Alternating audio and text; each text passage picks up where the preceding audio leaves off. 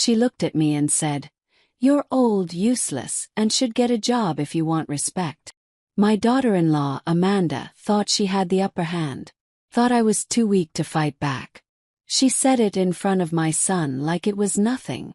Like all the years I spent raising my children, all the sacrifices I made, didn't mean a thing. I didn't argue. I didn't shout. I just nodded and walked away.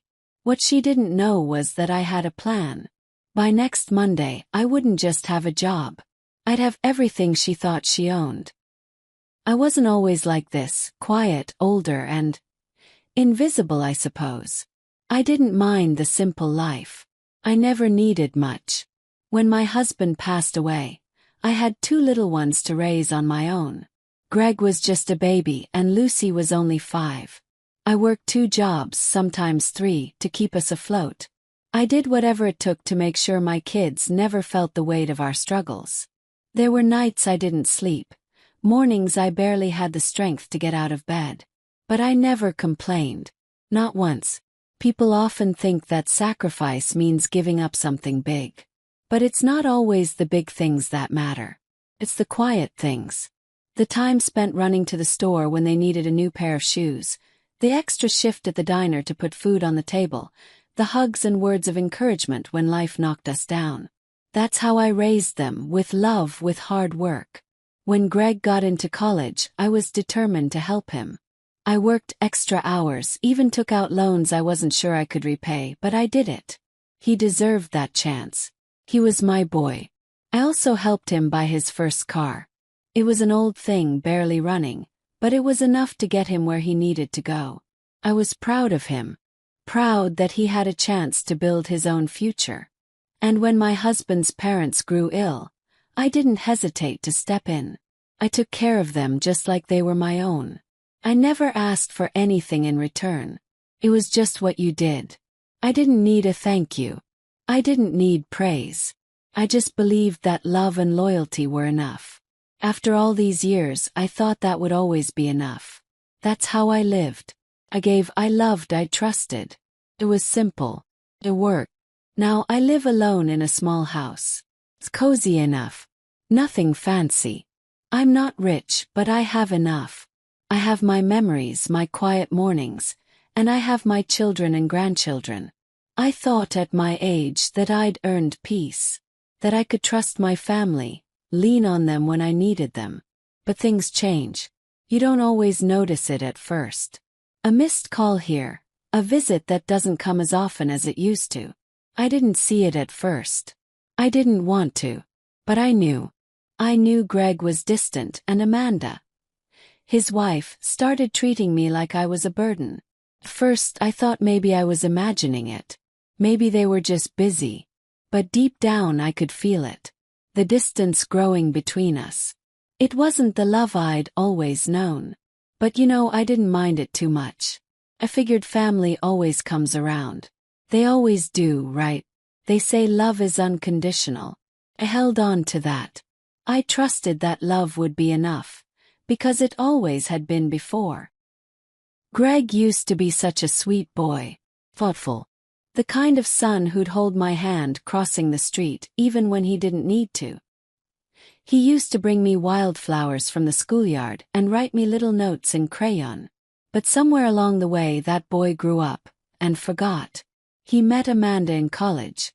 I remember the first time he brought her home. She was sharp, beautiful, driven. The kind of woman who knew exactly what she wanted. I could see that right away. Greg was smitten. And I wanted to be supportive. But from the very beginning, Amanda looked at me like I was in the way. She never said it out loud at first. It was just a look. A tight smile when I offered to help in the kitchen. A sigh when I'd ask a question. I brushed it off. Told myself it was just nerves or stress or maybe I was overthinking it. But over time the looks became words. Little things at first. "Maybe it's time to downsize," she said one day, eyeing my modest house. "This place must be too much for you." Then came the visits. Less frequent, shorter, colder. Greg would say he was busy. Amanda always had some new project at work. Understood. People have lives. families of their own. But when they did visit, Amanda started making me pay rent. Not for staying over, just for visiting. Just a small contribution, she'd say, handing me an envelope to fill. You know, for the utilities. Groceries. You're staying the weekend after all. I didn't argue. I didn't want to cause friction. I just smiled and nodded and tucked the envelope in my purse. Then she started making comments. Subtle at first, then sharper. You're still healthy, she said one morning, sipping her coffee without looking up. Maybe it's time you got a job instead of just sitting around. I looked at her, quiet. My heart was thudding in my chest, but my voice stayed soft. I didn't know love had an invoice, I said. She just rolled her eyes. Greg didn't say a word. That's what hurt the most. Not Amanda's jabs. I could take those. I've faced worse in life. But Greg's silence, that cut deep. He used to stand up for me. Used to call every week just to check in. Now when I called him, I got his voicemail more often than his voice. And when I did speak to him, he sounded distracted, like I was interrupting something. I told myself maybe he didn't notice. Maybe he didn't see how Amanda looked at me, how she spoke to me like I was baggage they hadn't figured out how to store away. But deep down I knew. I saw how he followed her lead, how his kindness shrank when she was in the room. He was ambitious now, working hard, climbing ladders. And Amanda was right there beside him, pulling the strings. They started making plans without me. Family dinners I wasn't invited to. Vacations I only heard about after they returned. It was like I had become a shadow in their lives. Present but inconvenient. And still I held my tongue. I kept believing that things would go back to the way they were. That Greg would remember who raised him. That Amanda would soften one day. But I was wrong. They didn't want me around anymore. And the worst part was, they weren't even trying to hide it anymore. I didn't go home right away. I drove until the lights of the city turned into long stretches of quiet roads, until the buildings gave way to trees, and the noise inside me grew louder than the world around me. Just before sunrise, I found a small park. I sat down on a worn wooden bench, dragging my old suitcase behind me like some forgotten relic. The cold metal frame of the bench pressed against my back. My purse, the same one I'd carried for years, sat beside me like a companion too tired to comfort me. Around me, the world was starting to wake up. Joggers, a dog barking in the distance, the faint honk of morning traffic. But inside me, nothing moved. I watched the sun peek over the trees. A sunrise I'd have once pointed out to Greg when he was small. Look, baby, the sky's painting itself just for you. Now I whispered it to no one. After an hour, I finally made my way home. My little apartment was still as I'd left it. Clean, quiet, lonely. Put the kettle on. Out of habit. No appetite. No reason. Just motion. While the water boiled, I walked to my old bookshelf. Opened a drawer. Inside, a small wooden box. I took it to the table and opened the lid. Photographs. Faded, fragile. Greg as a baby. Wrapped in a blue blanket I'd stitched myself. Lucy with a missing tooth, holding up a school project.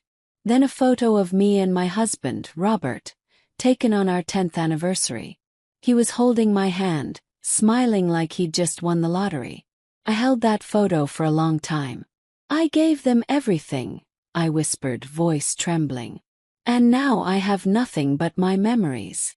My hand went to my chest, where my locket used to rest. I'd taken it off that night at Greg's house. It was still in my suitcase.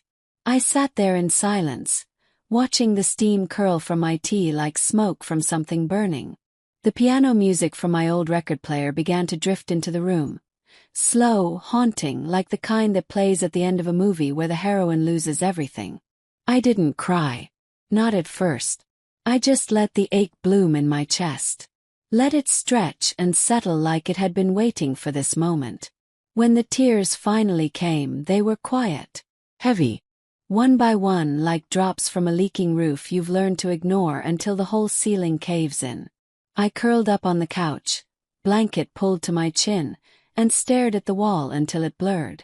I thought about calling Lucy again, but my hand wouldn't reach for the phone. I couldn't bear to hear the ring, the voicemail, the reminder that even my daughter had grown distant. I thought about the time I stayed up for 3 nights straight when Greg had the flu in 3rd grade. About how I sold my jewelry to help pay for his college tuition. About the couch he and Amanda sat on when they told me I was no longer welcome. My stomach turned. "This can't be how it ends," I muttered to the empty room. "This can't be the final chapter." But what would I do? I was 70 years old. No job. No close family. Just my name and my memories. Still, something strange began to flicker inside me. Not anger, not yet. But something close to it. The kind of silence that didn't beg for pity. The kind that sharpened. Sat up. Looked around the apartment. Really looked. Then I stood and walked to the mirror. The woman staring back wasn't defeated. Not yet. She looked tired, yes. But there was steel under the sorrow.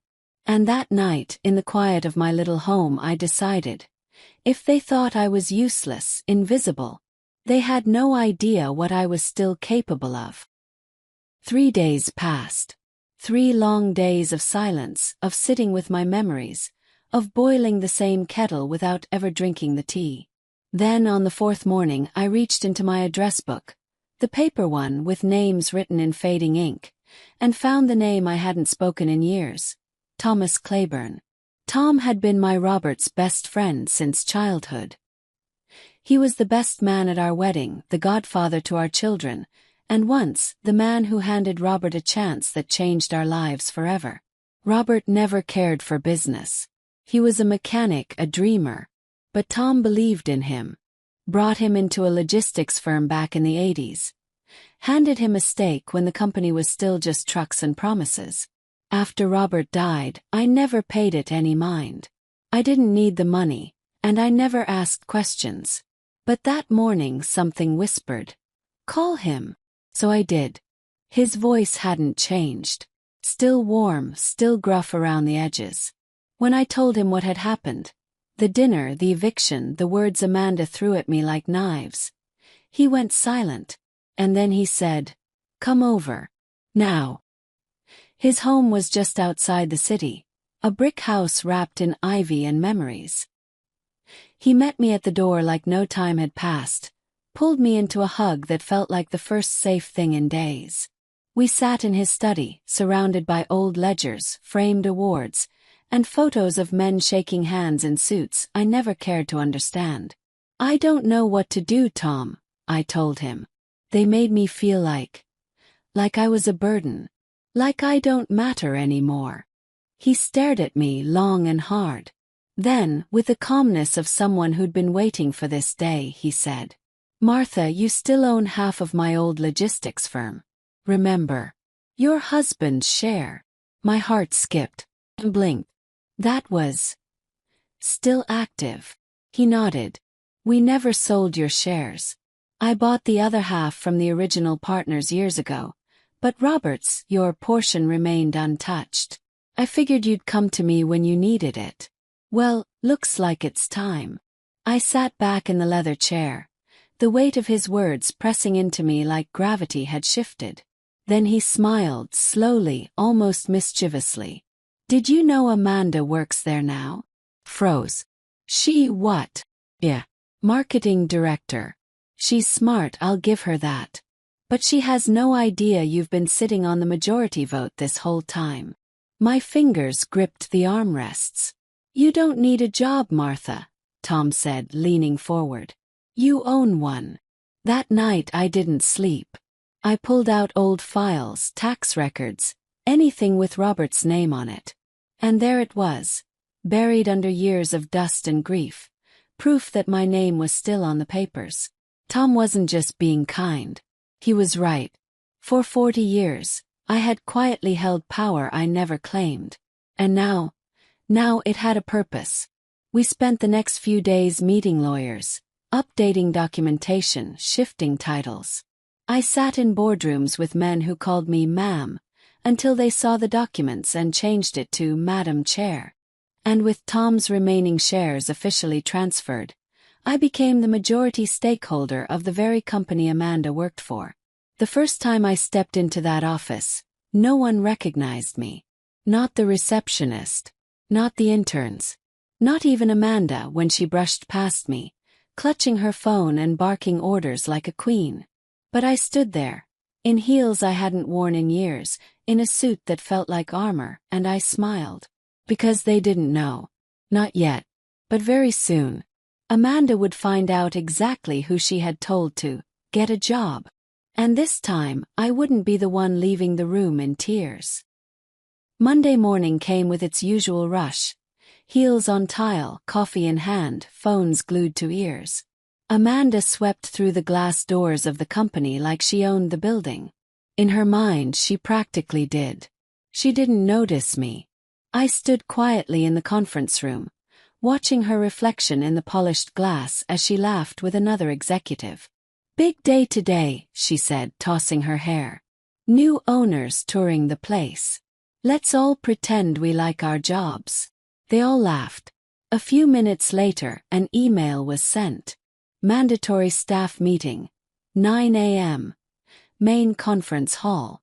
Amanda adjusted her blazer, powdered her nose, and took her usual seat at the head of the table. One by one, the employees filed in. Whispers started. I entered last. And when I did, the air changed.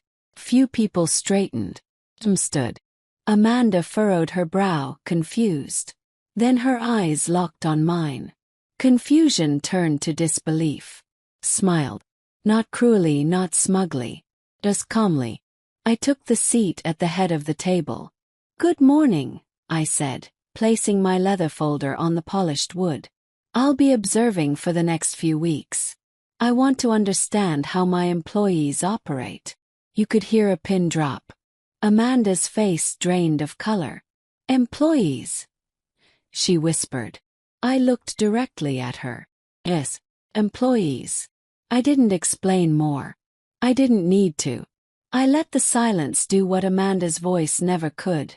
Command respect. That week, I didn't make any grand announcements. I simply watched.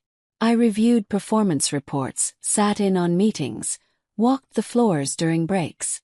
And what I saw confirmed what Tom had told me. Amanda wasn't a leader. She was a climber.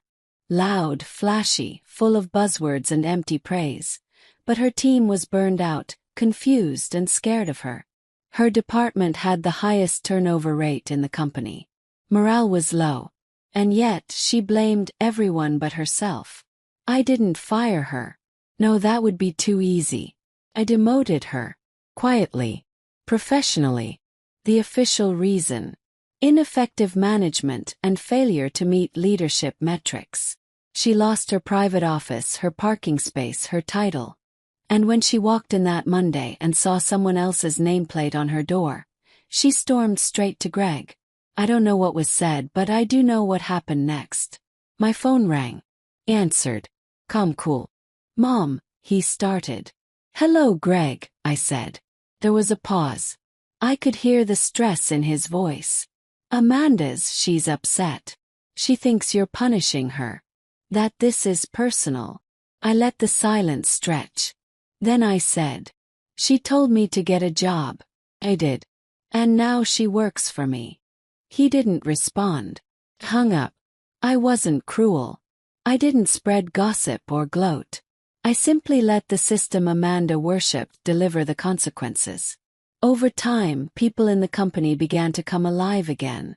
The fear left the room when she entered. New leadership took root where ego had once grown. And Amanda, she adjusted. She learned to listen, to lower her voice, to ask instead of demand. Whether that was out of humility or fear, I never asked. I didn't do it to ruin her. I did it to remind myself, and perhaps her, what real power looks like. It's not loud. It's not cruel. It doesn't shout across dinner tables or throw out mothers like garbage. Real power is patient. It waits like a seed buried deep, until one day it blooms, quietly, unmistakably, and on its own terms. Some people chase power to hold it. Others chase it just to prove they could. Me. I never chased it at all. I just picked up what they dropped when they decided I no longer mattered. The company sent me a statement at the end of each month. Tidy profit shares, dividends, little reminders that I held the keys now. But I never kept a cent. Not for myself. I set up a quiet fund. No big speeches, no grand announcements. Just a simple mission to help women like I used to be. Women who were told they were too old, too poor, too tired. Single mothers going back to school. Grandmothers raising their grandchildren. Widows starting over with nothing but faith. That money went into second chances. Into books, childcare, transportation, tuition. I'd see their letters sometimes. Handwritten. Grateful. Hopeful. You changed my life. I didn't think I could do this. Thank you. But I didn't respond. I didn't need to. Because it was never about recognition. It was about dignity. The same dignity Amanda tried to rip from me at a dinner table. The same dignity Greg traded for convenience. The same dignity I refused to lose, even when they made me carry my suitcase out of the house I helped build.